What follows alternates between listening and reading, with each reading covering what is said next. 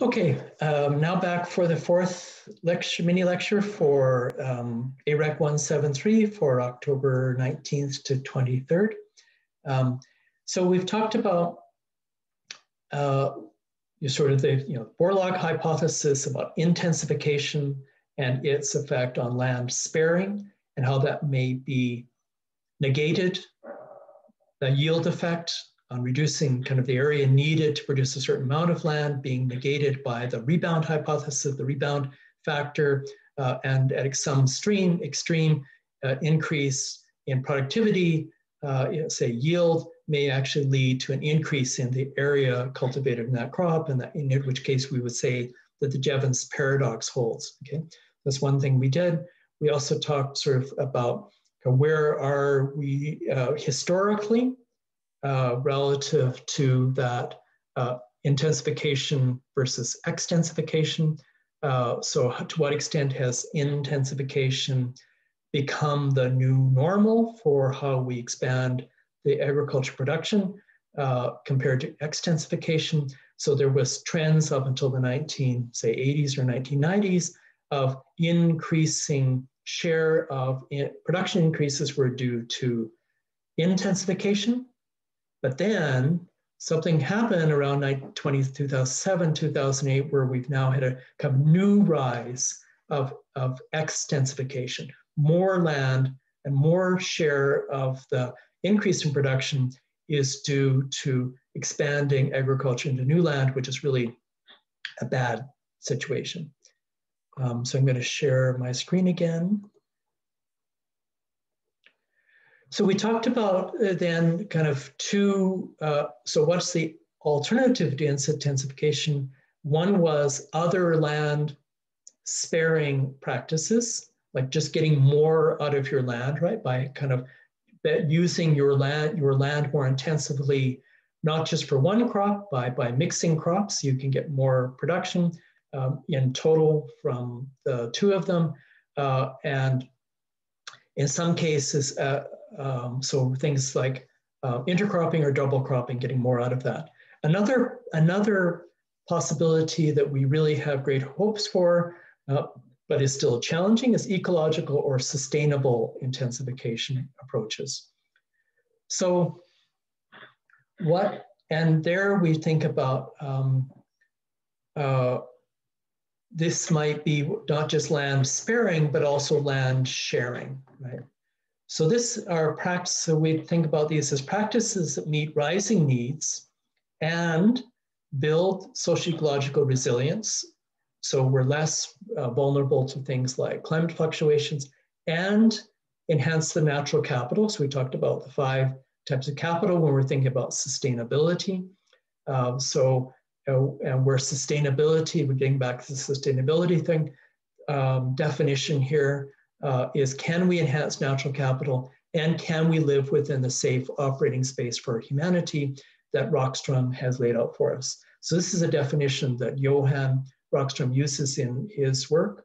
Well, what we're going to see when we go through the evidence is that there are some site-specific successes. So we showed even last time about why do practices matter. So some of those practices would be considered examples of sustainable intensification. However, often these new practices are very intensive in their use of knowledge. So farmers have to have intimate knowledge of their production system. It's not easy to do. And when you talk to farmers practicing sustainable agriculture here in Alberta, they'll tell you the same. They require labor, but they also require management, right? So you have to use the knowledge and then you have to be out there intimately using that knowledge in the right way, at the right time, in the right place, and have a good understanding of why you're doing what you're doing and not just following really a recipe that an extension agent might give you. We also see that these practices, because they rely a lot on knowledge and management and are site-specific, that means that there's little opportunity for the private sector to profit, and therefore very little opportunity for, or little incentive for them to develop these new practices. So we're really reliant on more public sector investment. And this is one of the big arguments why we need a new round of public sector investment in agriculture because of the knowledge intensity of these practices. Ultimately, we see these things because of them being context or site-specific, because of their management intensity. It's pretty difficult to figure out how we link site-specific action to the global level challenges that we face above the planetary boundaries. And this is really an area that we're all, that much work is going on, including some work that I'm involved with myself. How are we going to build this resilience and build natural capital at the same time as we increase production? One way is by working with rather than against ecological processes, right? Foley calls this kind of practice as terra culture. M.S. Swaminathan, who, as I said, is still active in his later 90s, talks about evergreen agriculture. So not just traditional agriculture. I'm just going to pause here. So Alan, I'm just recording a lecture. Can I get back to you?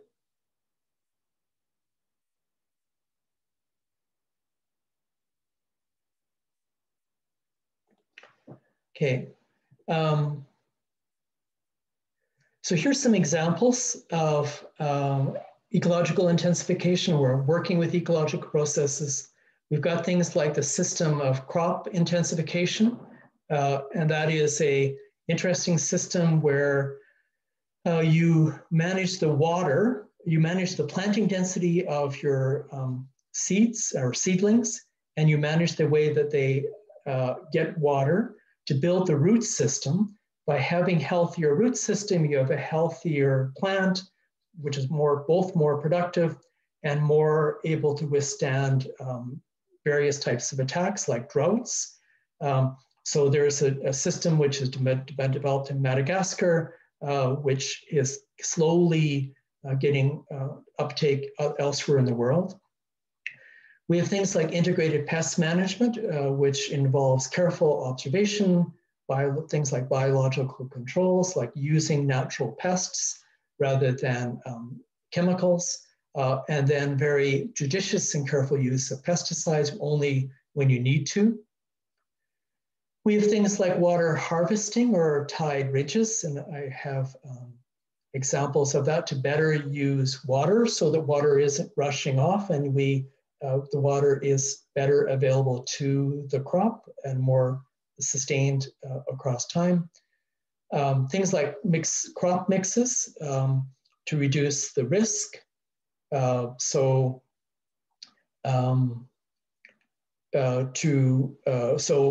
we'll have an example of that from Uganda, where farmers plant a whole variety of beans, different bean varieties in their fields, harvest that, and each bean variety has greater or less resistance to the different pests and threats that they face. If we have things like cover crops that can maintain soil moisture and reduce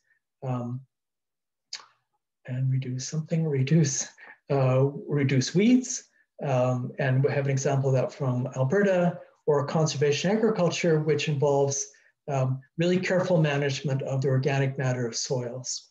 So here's a tide ridge from Kenya. So this is, so water would come down, fall, maybe get into the crop. It drains into these little channels. The channels are tied together so that the water slowly works its way down the hillside. And as it does, it slowly infiltrates into the soil to be available to the rooting area of the crops. Here's an example of bean variety mix, which is better for kind of managing pests and other threats in Uganda. We've got a farmer here from Alberta, pictured with a picture taken from Alberta farmer, showing his cover crop that he has in that he's integrated into this maize field. And then a conservation agriculture practice from Zambia, which involves minimum soil disturbance and a cover crop planted together.